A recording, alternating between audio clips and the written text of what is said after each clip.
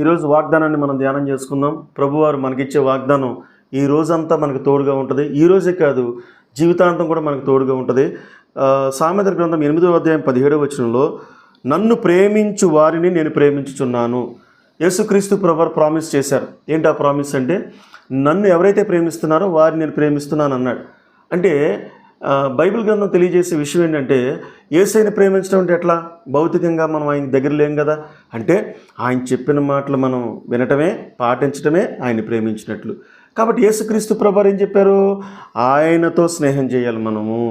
అది మొదటి యోహాను సువార్త 1వ అధ్యాయంలో అన్యోన్య సహవాసం చేస్తే ఆయన్ని ప్రేమించినట్లు. దేవుని బిడ్డలుగా పవిత్రమైన మాటలు పలుకుతూ, మందిరంలో నియామక కూటాలకు వెళుతూ, మరి అనేకమైన దైవ సేవకుల యొక్క చెప్పే వర్తమానాలు వింటూ, మరి చక్కగా మన హృదయాలను భద్రంగా కాపాడుకుంటమే ఆయన్ని ప్రేమించడం. కాబట్టి ఆయన్ని ఎప్పుడైతే ప్రేమిస్తూ ఉంటామో ఆయన మనల్ని ప్రేమిస్తూనే ఉంటాడని ఆయన వాగ్దానం చేస్తున్నాడు. తర్వాత నన్ను జాగ్రత్తగా వెతుకువారు నన్ను కనుగొందురు. అంటే యేసుక్రీస్తు ప్రభువారిని జాగ్రత్తగా వెతికితే కనుగొనటం ఏంటి అంటే, మనము కొన్ని క్రయం చెల్లించాలి. ఏంటి? ఈ దేవుడు ఆయన మన పాపాల నిమిత్తం బలైపోయాడు కదా.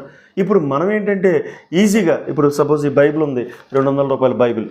ఈ 200 రూపాయల బైబిల్ ఇంటికి ఒకటి పంచిపెట్టవచ్చు, అంత కెపాసిటీ ఉంది ధనవంతులు చేయ. కానీ తెల్లవారిపాటికి పీస్ మిఠాయికి ఈ బైబిల్ని అమ్మేస్తారు, లేకపోతే ఇంకా వేరే వాటికి అమ్మేస్తారు.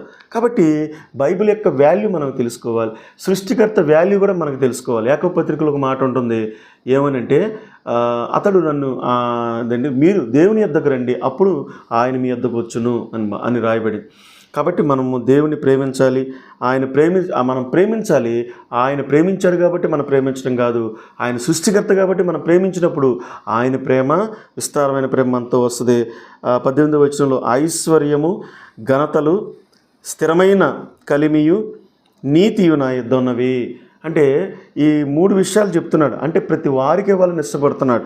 ఐశ్వర్యము, ఘనత, స్థిరమైన కలిమి, నీతి. మనం ఆయన్ని ప్రేమిస్తున్నప్పుడు ఇవన్నీ మనకి ఆపాదిస్తానని చెప్తున్నాడు. ఇది కూడా ప్రామిస్ చేస్తున్నాడు. మనకి ఎంతో కూడా ఐశ్వర్యం కూడా ఇస్తానని చెప్తున్నాడు.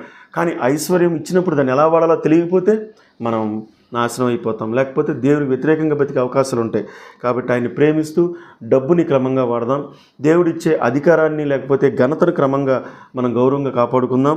మరి స్థిరమైన కలిమిని కూడా గౌరవంగా కాపాడుకున్నప్పుడు దేనికి వాడాలి, నీతికి ఏ విధంగా వాడాలో, దుర్నీతికి ఎలా వాడకూడదో తెలుసుకున్నప్పుడు ఆయన ప్రేమ మన కుటుంబంలో కుమ్మరించబడుతుందని దేవుడు తెలియజేస్తున్నాడు.